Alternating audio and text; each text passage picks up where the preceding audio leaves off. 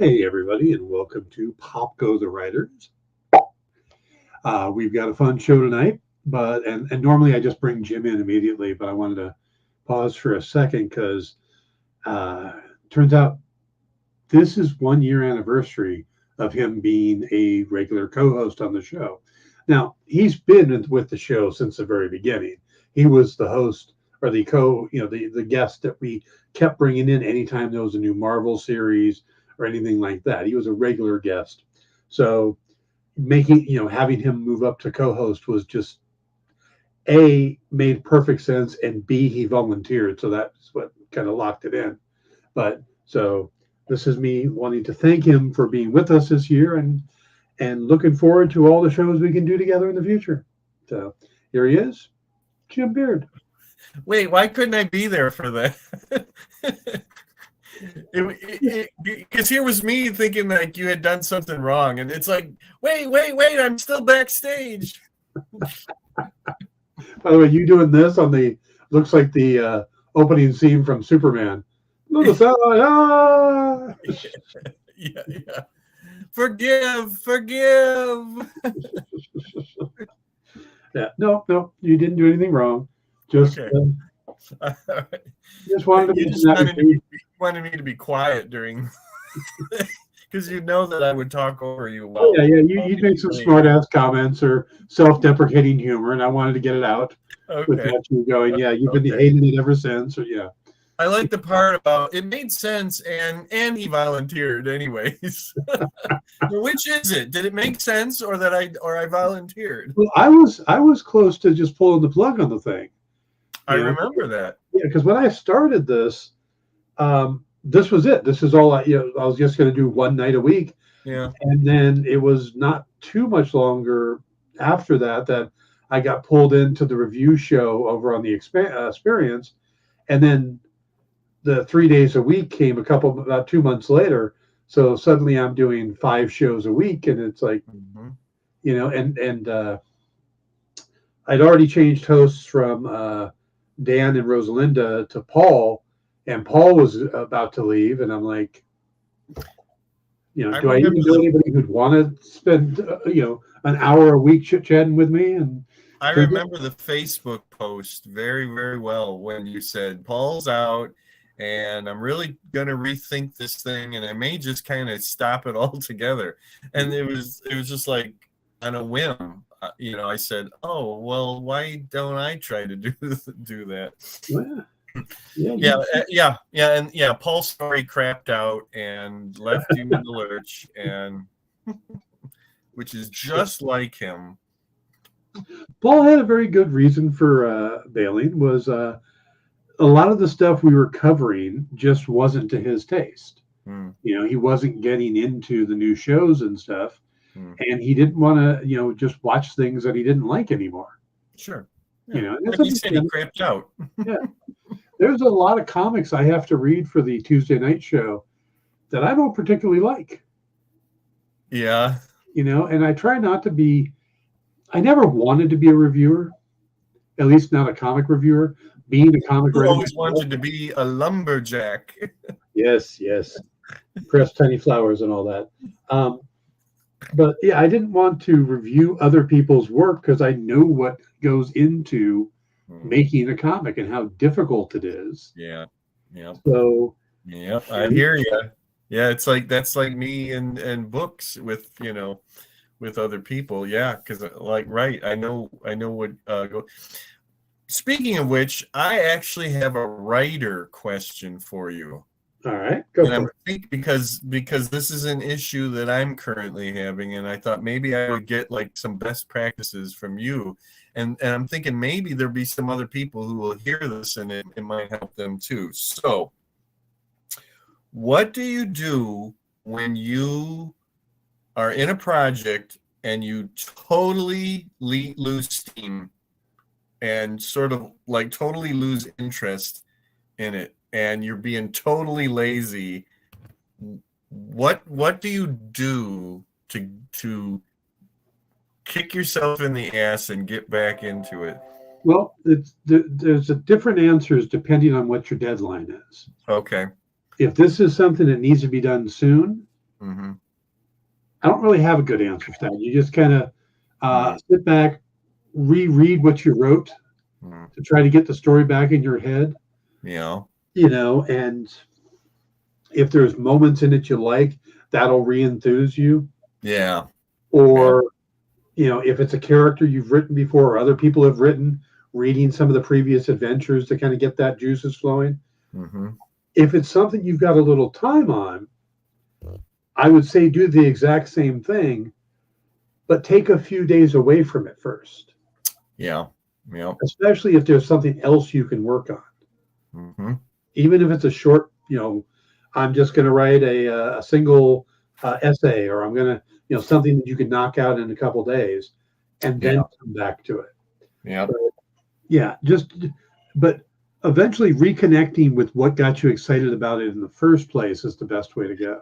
I think that's a really, really great point. Now, this thing that I'm talking about is my own project, so it's like a deadline. It's a very arbitrary thing, but I've already kind of delayed writing it for a while, anyways, and I got back into it. I wrote like almost 3.5 chapters and just totally lost, steam on it. I said, okay, I'm going to take a break for a couple of days from it. And here it's about a week now. And I'm doing the same damn things, the same stupid excuses. But I really like that, like try to fall back in love with it again. Yeah. Look back over what you've done or any past thing and try to get something that sparks you. And then, yeah, it really does come down to just do it. Stop whatever else you're doing. I think what the problem with this one is that I literally just published 2 books, and it was a lot to get to the finish line, and they got published back to back, and it was one of those things where I justified it by saying, well, you deserve a little break, like you just put out 2 books, and what else would anybody expect of you?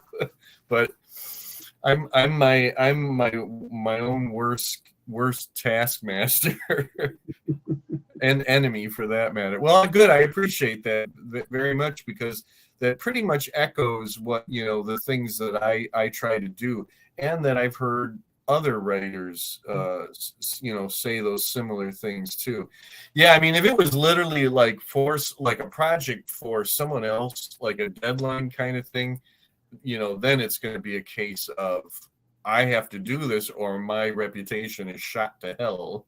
Yeah, you got to push through. And yes, pushing through is absolutely correct. Well, good. Thank you. No problem. Yeah, just have a date night with your project again. I love that. I love it, love it, love it. That's great. That is great. But which one of us is going to pay, though? You are. Okay, yeah. Yeah, I'll appreciate that too. Now they might pay later. Yeah, yeah, I'll be paying later. All right, so had a couple topics we can play with tonight. Alrighty. One of which is something I came across online, and the other is a follow-up to something we talked about last week. Okay. Which would you like to tackle first? The thing that you came across online. All right. So this is a quote from Mr. Jim Valentino. Mm-hmm. And on his Facebook page, he posted that he said, in my humble opinion, these 10 issues, number 44 from November of 1965 to number 53, August 1966, represent the single greatest run of the world's greatest comic magazine. Of course, we're talking about the Fantastic Four. Mm-hmm. He said they introduced the Inhumans, Galactus, and the Silver Surfer, and the Black Panther in that order. They feature what is arguably the greatest single issue story in issue number 51, This Man, This Monster, and finally made a step towards giving Jack Kirby his due by eliminating individual credits for Stan and Jack, which he said was not enough, I'd argue, but that's another topic for another day. Mhm. Now, I have my feelings on Stan and Jack aside. Mhm. I thought it was interesting that he brought up these specific issues, and so I've got them here for us to pop up. 44 Mhm. stuff with the Inhumans. The gentleman's name is Gorgon. I always loved the cover on that one. Yep. Among Us hide the Inhumans. Classic cover there. Love Yeah, it. and of course Wow. Black Bolt. Wow. And then after that came. This is more of a generic cover because you don't really have any bad guys on there. Beware the Hidden Land. Mhm. But then we had the Watcher and the Coming of Galactus. Wow. That cover there, that's a beauty. Yeah. If This Be Doomsday. Can you imagine if you were, a kid, and this is like every week, every month you're walking to the newsstand or wherever, and you're seeing all this stuff for the first time. Yeah. Ooh, look at that. Number 50 here, the startling saga of the Silver Surfer, and at last, the Human Torch in college. Yeah, I love that. Yeah. The Silver Surfer, and the Johnny goes to college. Yeah.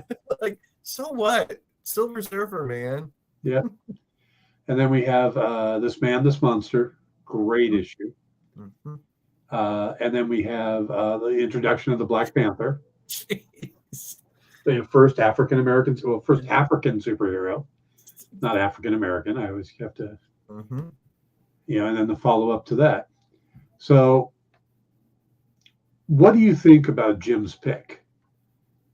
Do you agree that this is maybe arguably the best Fantastic Four run? Or Yeah. is it partly? I mean, is there a couple books one way or the other that are a little better? Or is there another complete different run? I mean, I can't imagine. No, I mean, unless what it doesn't have in there is Doctor Doom. Yeah, I did notice that. None of the classic, Doctor Doom stories are in there, but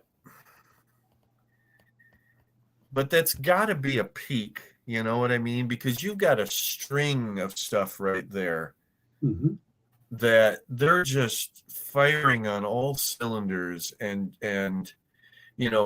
Jack is not holding back. This isn't a little bit later where it gets to the point where he told us later that he was kind of keeping things, and more or less kind of going through the motions, but Jack Kirby and Stan Lee going through the motions, is like the very best from other creators. So, but yeah, that would be the only thing that I would say is that there's no, none of the classic Doctor Doom story, the Lee and Kirby Doctor Doom stories are in there.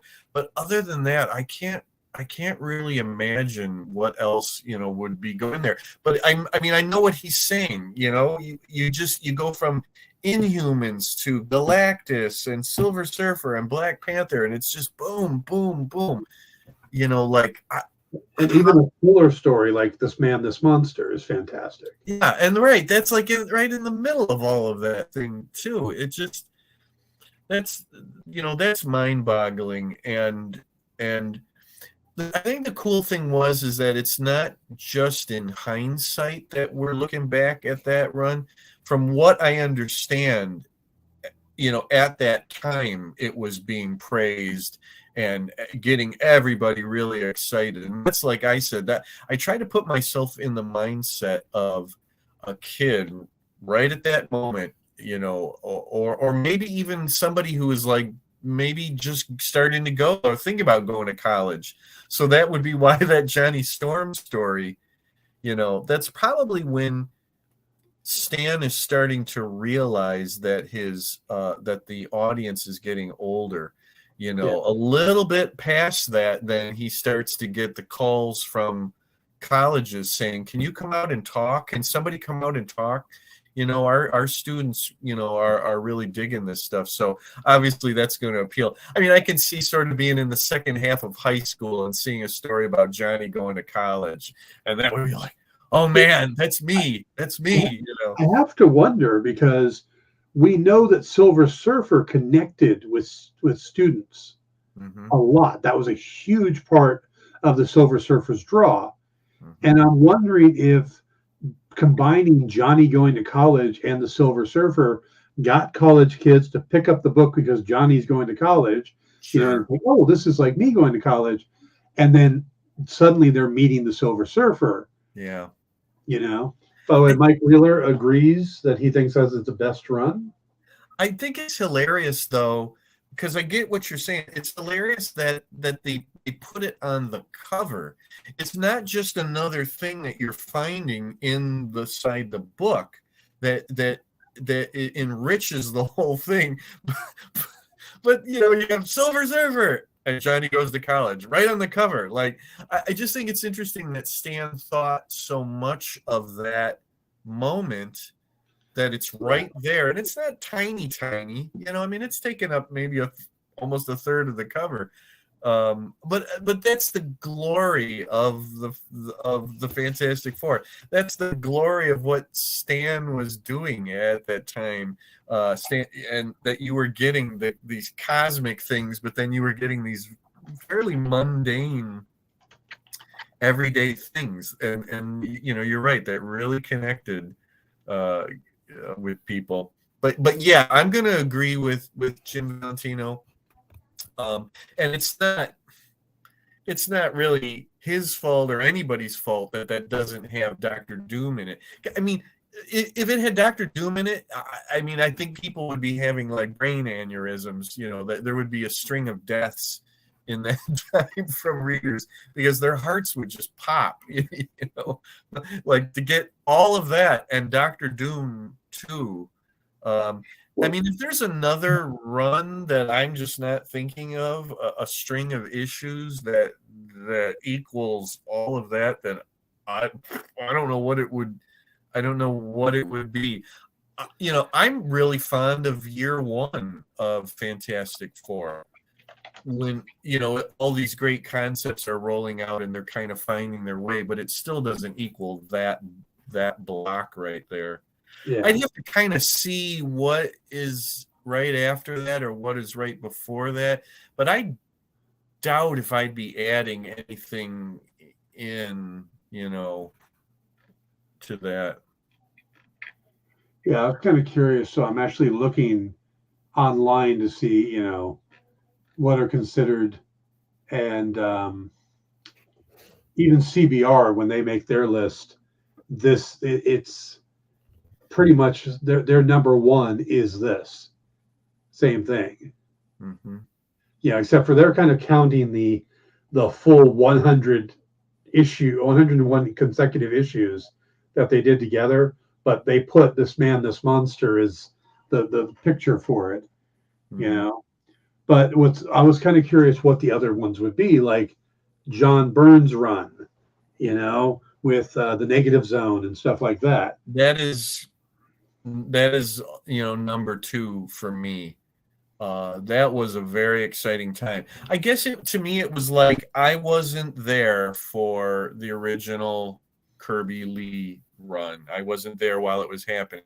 So when John Byrne was on it, I was right there, and that would have been the next best thing to being there for all the Lee and Kirby stuff. I love John Byrne's run. It unfortunately, as in a lot of his stuff, it petered out at the end, and then it's just boom, and he drops it and he moves off, but there's some fantastic, if you'll pardon the pun, stuff in there. As much as the Thing is my most favorite Marvel character, I actually love She-Hulk being a member of the team when Byrne bringing She-Hulk in. My God, there's the Dr. Octopus story of Byrne's where Reed and Sue's second child dies in childbirth. I can remember the day I bought that and read it and just sat back at that last page where it's just surrounded with that big black border, and the doctor is telling Reed that the child died. Yeah. Just it's going back to Lee and Kirby. I'm kind of I'm thinking about like when Franklin was born. That was obviously a very big deal. Yeah. But no, I'm still going to go back to, I can't really imagine adding anything in at the beginning of that or at the end of that into that block. Yeah. Yeah, I agree. I think Kirby and Lee and Kirby's run is the best FF period, and that block is a great representation of it. Mm-hmm. But a lot of it comes from Jack's creativity in creating new characters and pushing the boundaries, and Stan's storytelling ability. Yep. Because I love both the guys, Stan Lee and Jack Kirby. I've met both of them. I am huge fans of both of them. Same here. And I come down kind of in the middle of the whole debate. Same here.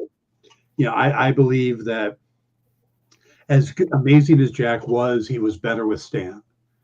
Yeah. Yes, absolutely. Yeah. So, and I think it's the two of them that made that FF run so amazing. Yes, it's one of those classic cases where you cannot take one piece out of that mix. Yeah. Without it doesn't exist, and the people who deride Stan, you have to say there wouldn't be the Marvel comics that we know without him. Say what you will about him, and yes, I know that he got a little out of hand at sometimes and took credit when he didn't he didn't deserve to at some point. I get all of that, but his personality is such a huge factor, and the storytelling, also it's just too, they're too integral, to take that thing apart and say, oh, it was all Stan or it was all Jack. And believe me, I'm the biggest Jack Kirby fan in the world, and it's like, no. See, I look at it this way. I look at how did certain creators do without Stan? Yeah.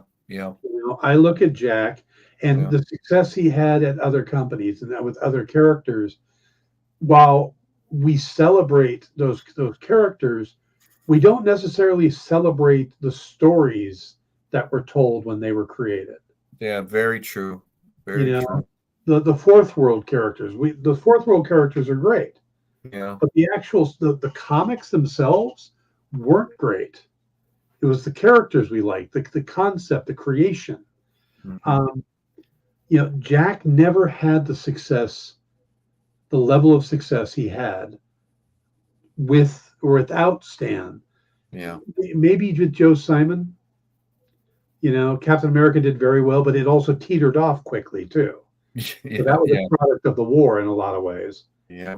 But the success he had and the regular success he had with Stan working with him compared to him on his own just never quite got to that same level. And you can also see that with Steve Ditko. Yeah. The success of Spider-Man and Doctor Strange were hugely on the shoulders of Steve Ditko. Mm-hmm. But, Steve had a certain philosophy in life that I don't think would have connected with that era of readers the way Stan's did. Yes. Yep. And you look at the other characters that Steve Ditko created, they're all known for being these cool conceptual characters like the Creeper and the Question and stuff like, those characters. But they're not or Shade the Changing Man. But again, the stories that he was telling aren't celebrated as the creations. Yeah. So Mike Agreed. said, how Jack just slid Silver Surfer in and Stan Lee was like, who's that? Love it. But yeah, he made Silver Surfer the character he became. Yeah. Like I said, I think Jack created these amazing characters, and then Stan kind of breathed life into them, gave them personalities. You know? Absolutely. So yeah, I'm in agreement. But like you, I was reading the Byrne run on Fantastic Four as it was coming out, and in a lot of ways, that was the quintessential run for me when I was reading it, because it just felt right. The art, the story, everything felt, and the fact that he was doing both just really clicked for me, because it was like he knew what he wanted. It's easier when you're doing all the jobs, or doing the two main jobs. Right. I think he, more than anyone who's worked on Fantastic Four, got what Stan and Jack were doing, and did it again, but yet still also kept his own flavor in it. And I just, I'm thinking over all the other different creators who have come in, and there's been some good stuff, but there's been so many times where they haven't gotten it, or they have said that they very much on purpose are not going to do Stan and Jack, when I honestly think that that's what that concept the property needs. Oh yeah. Well, the first thing they got to do is they got to stop thinking of the Fantastic Four as a superhero book. Mm-hmm. It has to be a sci-fi monster book, which it's what Stan and Jack were doing before the heroes came along. Oh yeah, totally. It's totally a conglomeration of everything that they were just doing. It totally is. And that very first issue is, it is pretty much just it's another one of their monster books, but it happens to have like the humans actually have personalities, in it. And lo and behold, one of the monsters is actually one of the heroes. Yes, exactly. I mean, that was pretty unique at that time, and then strangely enough, you have Doom Patrol over at DC around that same time. I always likened Fantastic Four to the Challengers of the Unknown. Oh yeah, definitely. Doom Patrol to me are the X-Men. Yes. I agree with that too. But you can totally see Jack saying something like, maybe this sort of a Challengers of the Unknown sort of a thing, Right. We're doing all these monster books, so let's have, a bunch of monsters in it, and we'll have one of the guys be a monster too. Totally can see that. Yeah, I mean, and we don't even know, maybe part of the Fantastic Four book was already written or drawn. Mm-hmm. He was already working on the next monster book, and Stan, got the word from Martin Goodman to start doing superhero books. So he just decided to turn that one in, because it doesn't really read like a superhero book. Yeah, not in the beginning, And then it's kind of funny. What is it? It's like is it the third issue where they get superhero costumes? Yeah. Somebody, probably Martin Goodman, I mean, I'm not even sure exactly. Somebody said, like, let's move this a little closer to the superhero thing. And then it was perfect. And then right at that moment, it's like, okay, this is the perfect comic book right here, Now, see, I look at the two movies that came out, the two franchises. The Tim Story version, and then the whatever the hell that guy's name was. Does anybody remember? And the Tim Sale one, I remember watching when they came out, and it wasn't fantastic, no pun intended, but it was pretty good. I thought the actors they picked worked. I wasn't that big a fan of the guy that got to play Doctor Doom. And we just found out within the last few days that he beat out Robert Downey Jr. for the part. Oh my God. I don't think I'd heard that before. Oh, can you Yeah. imagine if that? Oh, that's pretty funny. Robert Downey Jr. and Chris Evans together Yep. for the first They could time. have been together in the Fantastic Four. Yeah, that just came out. There was an interview that, well, it wasn't really an interview, but a video of Kevin Feige and Jon Favreau kind of talking over the first Iron Man movie because it's the 15th anniversary of the first Iron Right. Man movie. Right. I saw that, but didn't really get to, look into it anymore. But I saw that they were talking about it. And one of the things they mentioned was, well, yeah, we had talked to Robert about a previous movie, and Wow. so That's the part of all three movies that I think they just got completely wrong. To me, it looks like they were so afraid of the character of Doctor Doom, or just took one look at it and said, "There's no way we can possibly do this character as it is." And I don't know why that would be. I feel like we talked a little bit about this last week too, but it's like, just let the character be the character. Yeah. Yeah, kind of a little bit of a goofy name. I get that, and he's got this Iron Mask and all of that, but it's actually a really cool character. I mean, a dictator of a small country, who's people act like they love him, and then he combines science and sorcery, his rivalry with Reed Richards. I mean, there's so many good things going there, and that whole over the top thing, about Doom this and Doom is that, and everything, the megalomania. I mean, it's like, just let the character choose some scenery. yeah. I mean, he's the greatest, bigger than life villain, and sort of just let him be that, instead of whatever I don't even remember what the deal was in the Jessica Alba movies, but all I remember is in that third one he's like a blogger or something like that. Well, the other one, he's the guy that is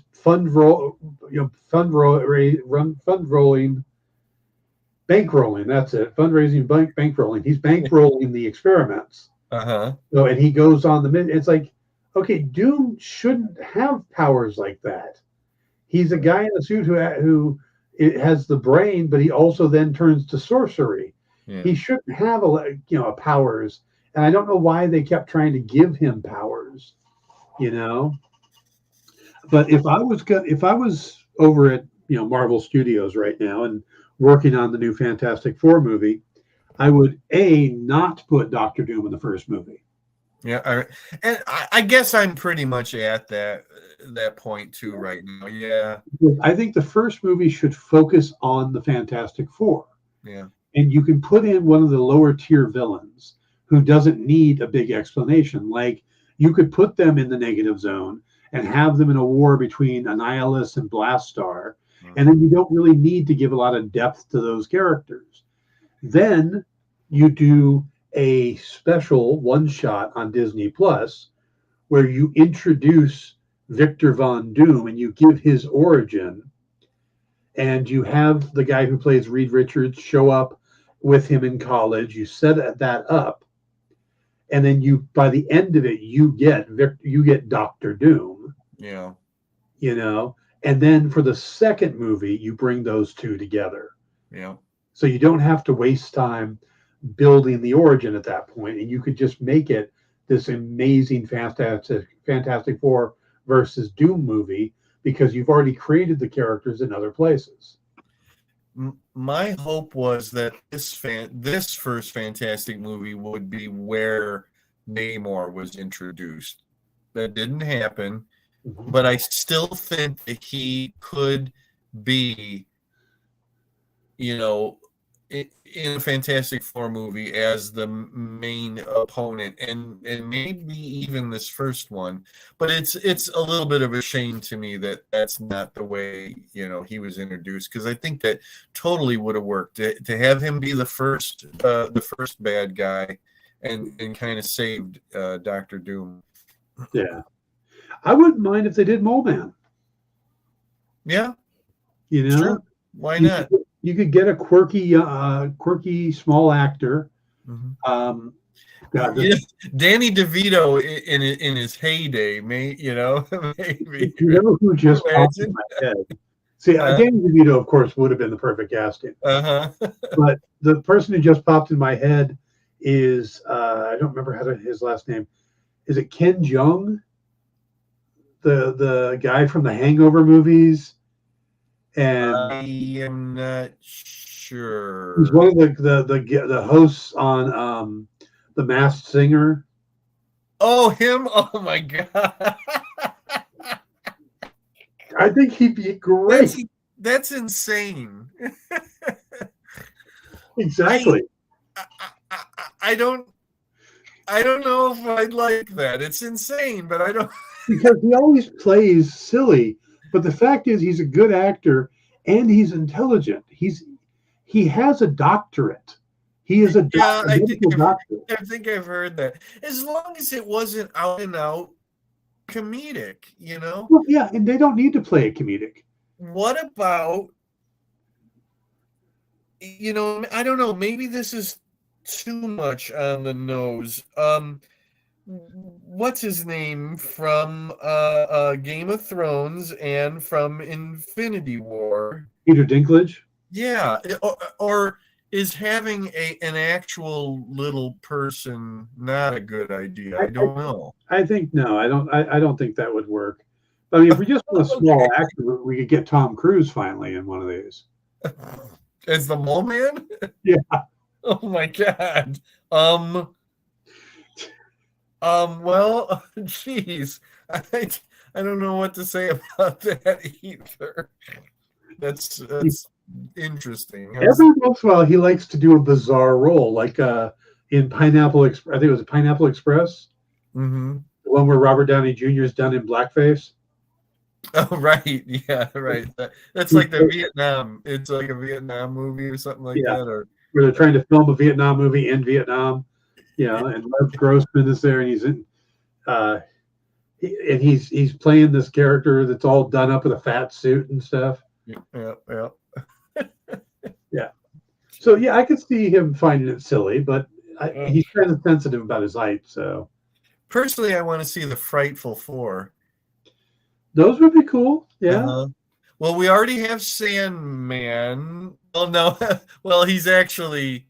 Well, kind of. We have Sandman. They can get that guy. No biggie there. And I saw somebody was talking about is the Wizard. Somebody was talking about actors who are born to play characters, and they said that John Cena would be perfect for Sandman. Wow, because I mean, okay, but I really think that the guy whose name I can't think of who played Sandman, Thomas Hayden Church. Yeah, I thought he was perfect. I mean, honestly, really, perfect for that. I mean, what's interesting? They could do the Inhumans, the real Inhumans, and have them be more or less the adversaries until they work things out, in the end. Yeah. I've actually heard a rumor recently that they may bring Anson Mount back for more as Black Bolt. Okay. And I'm good with that. I thought he was fun. I'm good with it. I'm all good with it. I think I've said it before. I like that miniseries. Yeah, but I think he was one of the best things in that miniseries. Mm-hmm. I thought the casting was good, except for Crystal. I did not. That actress did not have the chops. I don't think Crystal was very good. I thought that chopping off Medusa's hair was, let's just save money. I was going to say that was totally a budget thing, but that actress is Serinda Swan. Yeah, she really had the royalty superiority thing, going on well there. No, I other than Crystal, I pretty much liked everybody in that. Yeah, the interesting thing is Serinda Swan, that wasn't her first time playing a superhero. She played Zatanna on Smallville. That's it. Yeah, I was almost going to say it's the Smallville thing, right? Okay. Yep. Yeah. So, all right, let's shift gears to our other topic. Okay. Because I think we did pretty good on that one. You and I talked last week about the best Superman stories. Mm-hmm. And my theory, my thing was how most of the time when you ask somebody their favorite Superman stories, they're all out of canon. Or the majority of them are out of canon. Okay. And I put it out there on the web. All social media. I hit up, I said, all right, what are some of your favorite Superman stories? What are the best Superman stories out there? Mm-hmm. And I didn't say, well, I'm looking for canon or non-canon. I didn't give them that caveat because I really just wanted to see if mostly what came up were canon stories or non-canon. And it was a pretty good mix. Good. All of mine are canon. No, one is not, but all the rest are all canon. Canon at the time that they came out, obviously. Yeah. Yeah, and also I got some interesting people responding. Some people I didn't expect. Okay. So of the non-canon ones, the ones that I always hear, mm-hmm. These are the ones that came up. Superman Earth 1. Okay. Secret Identity. Okay, yeah. Speeding Bullets, which is an Elseworld story. Okay. All-Star Superman. Okay. Red Sun, and those. I knew you were going to say Red Sun. Yeah, those two are the ones that got the most mentions. Okay. All-Star and Red Sun. Mm-hmm. Kingdom Come, with people usually going, I don't know if this counts as a Superman story, but yeah, I would say it is. Yeah. Is it a Superman story? Or is it a Justice League story? Or it's a lot of Superman, actually. Yeah. Kind of. Yeah. Superman for All Seasons. Okay. Which could be canon, but I don't think it really. Come on, you got to mention my non-canon one. Come on. I got 3 more. Okay. Superman versus Muhammad Ali. Oh, well, that's terrible. I forgot about that. Yes, that is glorious. But I consider that canon. Peace on Earth, the oversized books that Alex Ross did. Which could be considered canon, too. Yeah. Yeah. And American Alien. Oh, you didn't mention mine. What was yours? Whatever happened to the Man of Steel? Now, see, that's in a different area. See, because to me, that is canon in the sense that it's the closing of the Golden Age Superman or the pre-crisis Superman. Unofficially, I get what you're saying, but I still think it's sort of. I don't think that's really the way DC would have considered the end of the Earth One. Well, okay. I'll say that could go either way, but it is one hell of a story. Yeah, but as mentioned I have a section for single issues. Okay. One-shot stories because I was trying to figure out, like, if you were trying to sit down and do a Superman movie, what canonical thing would you pick? So one-shots didn't really fit the bill, and these were the one-shots. Yeah. The comeback of Larry Trent from Superman #2. Action Comics #12. I don't remember what the actual story was, but this was submitted by Tom Brevoort from Marvel. And he has a link to his website where he does a whole essay on this particular story as being the greatest Superman story of all time. And that would be the original Action 12 Uh-huh. or like a newer Action Nope. 12? The original, all the way back. I'm not so well versed that I could name what that story was. There was somebody suggested Adventures of Superman number 476, The Assault of the Linear Man. Not sure. Then we have Action Comics 775, What's So Funny About Truth, Justice, and the American Way. Superman 701, which is where he stops the suicide attempt. A lot of people mentioned that one. Superman, Whatever Happened to the Man of Tomorrow. That's it, Man of Tomorrow. I said Man of Steel. Man of Tomorrow. Yeah. Superman. That's a two-part. That's a two-part story. A story called Superman, or Must There Be a Superman, from Superman number 247. Yeah, I'm pretty familiar with that. Yeah. And then Rob Liefeld suggested two. It's a two-part, two issues in a row, Action 41 and 42, and the first one's called "It's a Bird, It's a Plane, It's the Supermobile," and the second one is "This is a Job for the Supermobile." Oh, I can't believe that Rob Liefeld and I agree on something.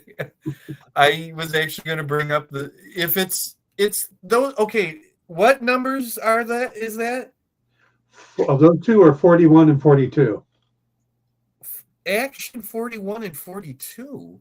481 and 42. I was going to say, yeah, that didn't make sense. Okay, that is exactly, yeah. That's, yes, and that's so funny because that's on my list. Yeah. When I think back of the stories of my childhood that still stand out to this day, I love that Supermobile story. He doesn't have his powers. He's fighting a Mazo, and he has to stay inside the Supermobile. Yep. And it's really wonderful. Here's another one. It's from DC Comics Presents, and I think it's over 3 or 4 issues. It's the Superman versus Warworld story. Do you know that one? Yes. Okay. One of the guest stars is Supergirl. One of the guest stars is the Spectre. One of the guest stars, I think, is the Martian Manhunter. It's a really, really wonderful story where he goes up against Mongol and Warworld. There's an earlier one from like when I really first started reading Superman comics. I think it's 3 issues maybe where Clark loses his powers and he decides to. That's on the main list. Okay, he decides to woo and romance Lois. That was mind-blowing for a very young Superman fan like me to read that. I believe that was called "Who Took the Super Out of Superman?" Yes, yeah, yes. So Superman 296 through 299. Yes, good. There's also it might only be 2 issues. It's the one where he's finally able to enlarge the bottle city of Kandor. Okay, that one didn't get brought up, but yeah. Supergirl guest stars in that one. That one pretty much stands out in my mind too. But the 3 big ones would be the Who Took the Super Out of Superman, the Supermobile story, and then that Warworld, Mongol and Warworld story. Now, did people bring up the I don't know what it's in an annual. Well, I know which one you're going to say. You're talking about it's Mongol. Yeah, I know which one you can say. Yeah. And that's Alan Moore again. Yeah, it's the one with that flower thing that you put it on there and it gives you your heart's desire. Yeah, they did bring that one up. That was Action Comics Annual number 11. Yeah, there you go. And it stars Batman, Robin, and Wonder Woman. It's Superman Annual number 11. It's for the man who has everything. That's it. Yeah, for the man who has everything. That was on the thing. I somehow skipped over it, but that was on the single list. Yeah, I got excited to get to Whatever Happened to the Man of Steel. Yeah, it's Superman's birthday. I've got some more on the list here of actual runs, story arcs. Okay. Before I do those, I did have this quote on my page from Eric Larson. Okay. And he said, All-Star Superman is pretty great, but so is Superman versus Muhammad Ali. Yes. So are many of the stories until Crisis, which just had some fun with the concepts. A story doesn't need to alter the status quo in order to be entertaining. Many of the stories from the 40s and the 50s where Superman is just being a good guy are fun to read. Yeah. So, all right. It's a shame there's nothing after Crisis, right? Well, I've got a bunch from after Crisis. Oh, okay, okay. These are the story arcs. First up is Superman Unchained, which was a 9-issue series by Scott Snyder and Jim Lee. Mm-hmm. And that's decades before the last sun, Krypton came to Earth. Another being of incredible power fell from the sky. His role in humanity's deadliest conflict becomes America's darkest secret. So there's another Kryptonian or something on the planet that before Superman got here, and his existence is suddenly discovered, and Superman has to deal with that. It's not a doomsday thing, but yeah. Okay. The Man of Steel run from John Byrne. Yeah, definitely. Which is no longer considered the canon origin story for him. No, right, because that would be Birthright. Right. I was going to say, because that's pre Flashpoint New 52. I don't even know what the hell we have anymore these days. Quite honestly, I really don't. And I don't know what his I know that Krypton doesn't look like John Byrne's Krypton anymore, but well, Birthright is on this list, of course, from Mark Waid and Neil Yu.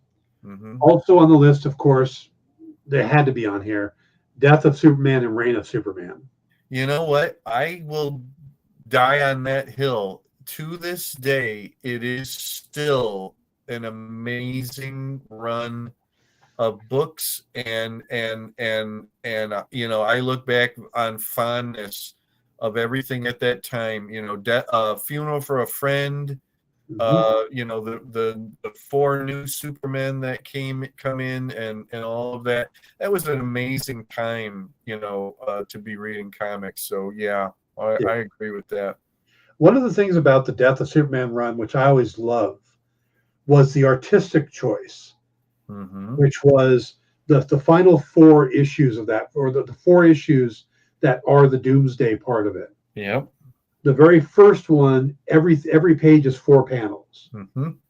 Then the next one is every page is 3 panels. Yep. Then every page is 2 panels, and then every page is a splash. It's a splash, yep. Yeah, and I love that. Yeah. All right. Also on the list, Superman for Tomorrow, which was Superman 204 to 215 by Brian Azzarello and Jim Lee. And I love this run. I absolutely love this run. I'm not an Azzarello fan at all. This was coming shortly off of Hush. So it was like, okay, Jim Lee just did 12 issues of Batman. Yeah. Now he's going to do 12 issues of Superman. But I love the idea that people are disappearing and Superman can't figure out why. Mm-hmm. Because it's like all of his powers, all the things he can do, he can't solve the mystery of the people of Metropolis disappearing. Yeah. He needs the world's greatest detective. That's why. Yeah. So I just really like that run. I actually owned one of the pages from it up until recently. I still own my Hush page, but I ended up selling off the page from that. Last Sun, which came from Jeff Johns, Richard Donner, and Adam Kubert. I've forgotten that. Yeah. Then we have what I think is a pre-Crisis one, Kryptonite No More. That's Denny O'Neil and Neil Adams for the most part. Yeah, Kurt Swan. Or Kurt Swan. Yeah. Neil Adams did a lot of the covers. I'm sorry, but yes, that's the Sand Superman saga. Yeah. Yeah, where all the kryptonite is made inert, and he's actually chomping on a bit of it at one point. Yep. Which I love that image. Yep. Then there was the one you mentioned, Who Took the Super Out of Superman. Yep, good. Yeah. There was an interesting storyline that got brought up called Exile.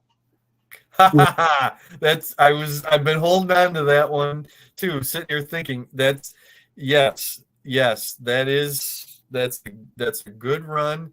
And there's what came right before that, I think, is the Gangbuster story, where there's a new hero and he's a street level guy and he's Gangbuster, and it turns out that it's Superman, but he doesn't realize he's doing it. Right. I think that comes before the Exile. Yeah, I remember Gangbuster. Yeah. So, okay, I think I got 3 more here. I have not read this miniseries, but I got to tell you, after reading the synopsis for it and having a bunch of people suggest it, I want to look it up or get the graphic novel. It's called Up in the Sky. It's from Tom King and Adam Kubert. And it says aliens have kidnapped a young Earth girl from Metropolis, taking her off planet. Superman goes in pursuit of them, but with each stop along the path, the mystery of who the aliens are deepens, and the Man of Steel is faced with a new task. Is he getting closer to rescuing the girl or further away? And who is protecting Metropolis in his absence? This galaxy-spanning question poses a moral dilemma for Superman. How much is one life worth compared to the millions back on his adopted planet? How far will he go? What foes will he face to find the answer? What year is that? It's got to be within the last 5 years with Tom King. I would think so. Yeah. Yeah. Because and what I like about it is, you look at Batman and you go, one life versus all the people in Gotham, and he's going to go, all the people in Gotham. Superman is never going to accept that answer. He's always going to be both. I'm going to save everybody. You know, you're going to come across a Doctor Who episode where the Doctor has the line, "For just once, everybody lives." Okay. And it's an important moment. And I won't even tell you which Doctor it is. Okay. But that's how I see most characters are the needs of the many outweigh the needs of the few, where Superman is not. Superman is, I'm saving everybody. So that's why I like the idea of that story. And then the last 2, we've got Brainiac, which followed up the Last Sun story by Jeff Johns and Gary Frank. Oh, yeah. That was good. Yeah. And then the final one that made the list is from Superman 654 to 658, called Camelot Falls, from Kurt Busiek and Carlos Pacheco.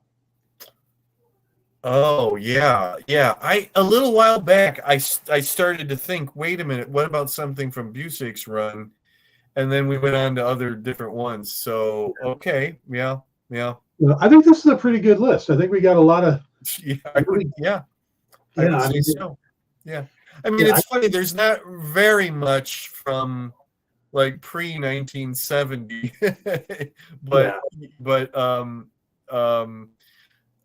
there's a Virus X storyline from about 1968 that I've always wanted to read. It's one of the earlier examples of a like multi-issue storyline from DC. When they weren't really doing much of anything like that, and that I've always wanted to read. But I really just very recently read the entire Denny O'Neil run, Kryptonite No More, and then the Sand Superman that comes after that. So I shouldn't talk. But yeah, I'm so glad that some of my, or really all of my favorites, I guess, are in those. I'm glad that somebody, like, people remember the Supermobile story and didn't put it down. And then also that Who Took the Super Out of Superman story. I know more people remember that. Now we got to do Superboy stories, right? Well, Mike Wheeler mentions there must be a Superman from 247 that made the list, and that was from 1972.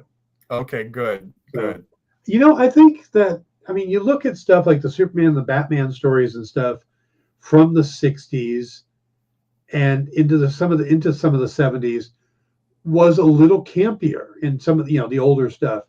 That it Sure. got into, especially after the Comics Code Authority thing. Mm-hmm. So I think that's why there's not a lot, because there weren't. I mean, they're gimmicky stories. They're, Sure. it's Lois Lane becomes black to see what it's like to be black for a day. I am curious. Black. Yeah. Yeah. Yeah. Oh, Superman won't love me now because I'm what? There's Yeah. still a lot of, single issue stuff in there that I'm very, very fond of, Right. So yeah, now, okay, we have to do Batman sometime now. Yeah. But Batman's yeah, already- I'm very fond of a lot of the stories in those lists. Yeah. Yeah, I thought there was a really good list and a pretty comprehensive list, because I've done stuff like that. I've thrown questions out on the internet and gotten like 5 replies. Okay. But I got a good number of replies on this one, including besides Larson and Brevoort and Liefeld, also Kevin Graveau answered. I don't remember which one was his answer, but Kevin, of course, is the creator of the Underworld franchise. Oh, okay. Wow. Mm-hmm. So, Great. like, damn, why are those people even seeing my tweets or my messages? But all you had to say was Superman, and they came running. Yep. So Jay says, just getting back from Comic Palooza, popped in to say, hey, awesome to see my favorite character talked about again. Yeah, Jay was with me on last week when we talked about it on the show, because the conversation we had here led me to do that question. Then I did it as an episode of my regular show, and then I wanted to bring it back here. Love it. Because I just thought it was interesting. And plus, we got to talk about Fantastic Four and Superman on the show. Right. Yeah. Top of the world, Ma. Exactly. So, all right. I think that's going to wrap it up. Okay.